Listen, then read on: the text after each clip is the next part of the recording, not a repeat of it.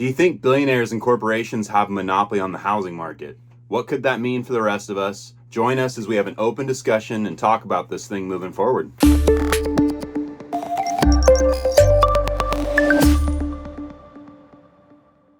Hi, everyone. Welcome to our Monday Market Update. Thank you so much for tuning in. Please remember to like and subscribe. So billionaires are snatching up real estate. Like these big firms are snatching up real estate in record numbers. And what does that mean for the rest of us when it comes to home ownership and the market in general? So we wanted to talk about this with one of our trusted advisors, Jason Fleming from Neo Home Loans. Welcome, and thank you again for joining us on our Monday Market Update. You, especially myself personally, are a trusted advisor, and this is a topic that you've been following for quite a while and you've always spoken so well to it. So we wanted to have you on because why is this something that we want to keep a close eye on? Yeah, thank you so much for having me.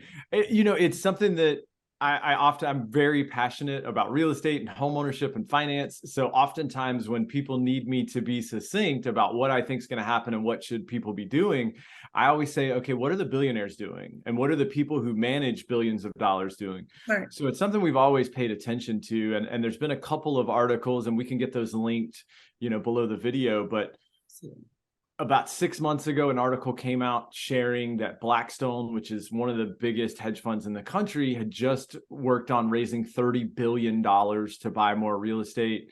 Back in November, article released that JP Morgan just raised $1 billion specifically for single family homes. And, it's happening for a lot of reasons, right? It's been happening over time, but it's gotten really significant of late. Back in 2000, investors were buying up about 5% of homes, and it was still about 5% in 2010, according to most statistics. And now that number's up to 15%. Some of the projections for 2022 are up to 18%. And I think it's twofold. I think one, because of the pandemic and what we all believe is an impending recession, people who manage large amounts of money didn't have a lot of faith in the broader market as far as stocks and equities go. So where were they going to make money for their clients?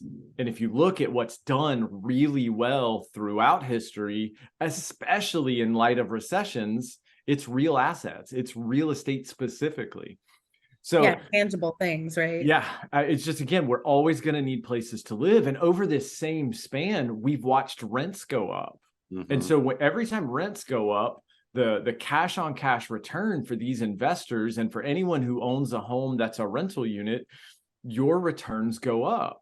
Mm-hmm. And if you look back even to the 2008, 2010 situation, we actually saw rents in single family homes go up, which shocks a lot of people. But you had entire populations of people that kind of fancied themselves homeowners who were scared to buy because the market had gone kaput.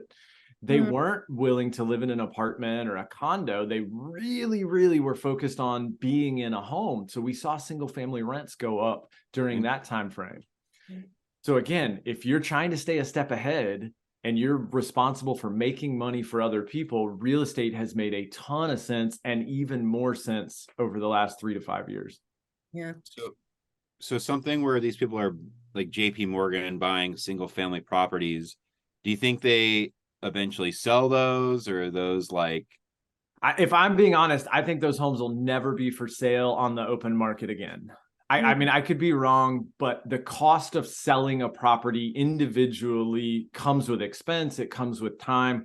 I think if these properties are ever going to exchange hands again, it's going to be from one giant corporation, one company, one hedge fund to another, and they're going to move like entire portfolios. And some of these companies are buying up entire neighborhoods. That's crazy. Like, what does that imply for the rest of the market and for the rest of the people who actually want to buy a home? Yeah, I mean, again, like inventory here in the Portland metro, low. right? We've struggled with inventory for quite some time, and there's not a lot of indicators that it's going to get any better.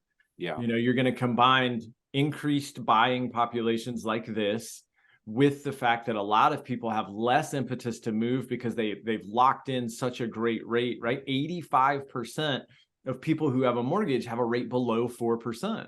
Yeah. That's amazing. That's Being a move up didn't get that. buyer, right? Being a move up buyer has gotten difficult, right? If you were normally a move up buyer and you were willing to take on a $500 or $600 monthly increase because you were moving up market, that change when you go from 4 to 6 with your up, you're now talking $900, $1,000 more a month.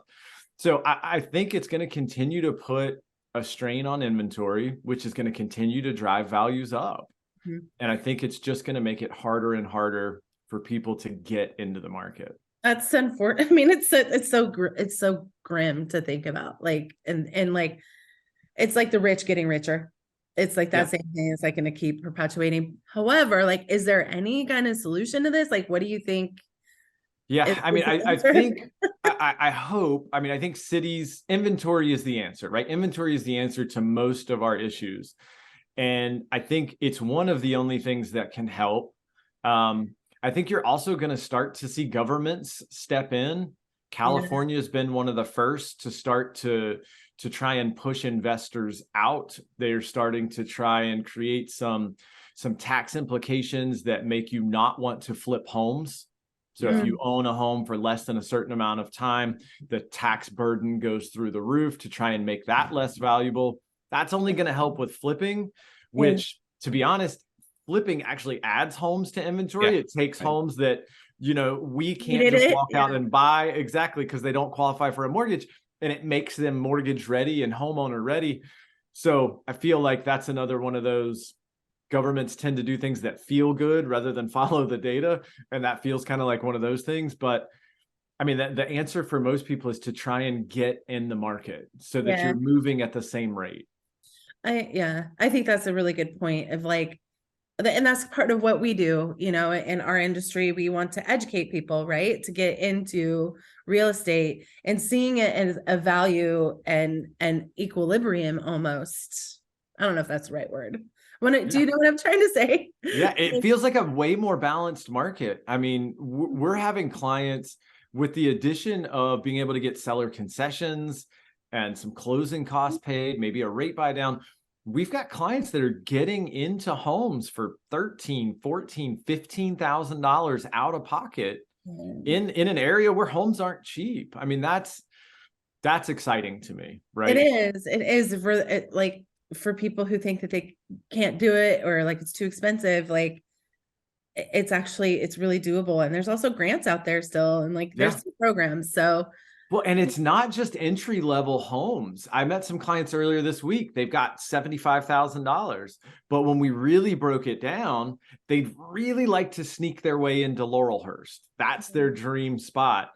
And so I asked them the magic question, right? How much HGTV do you watch? And they said full time.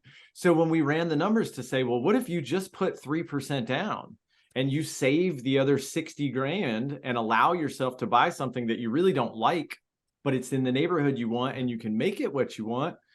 They were thrilled. So I think, again, there are significant opportunities out there right now that are not going to be there.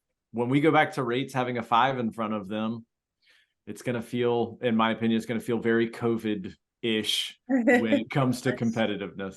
Well, the market's always going up and down, right? It's always a frenzy for someone, always. Yep, absolutely. So it's nice this window though, right now, that buyers have to feel more like there's more opportunity for them. Absolutely.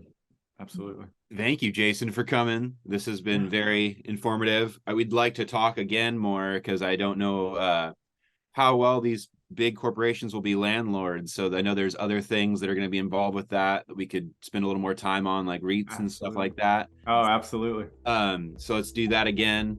Otherwise, make sure you like, subscribe, share this with some people so you can share the knowledge, and we'll see you next time. Thank you. Right. Bye, guys.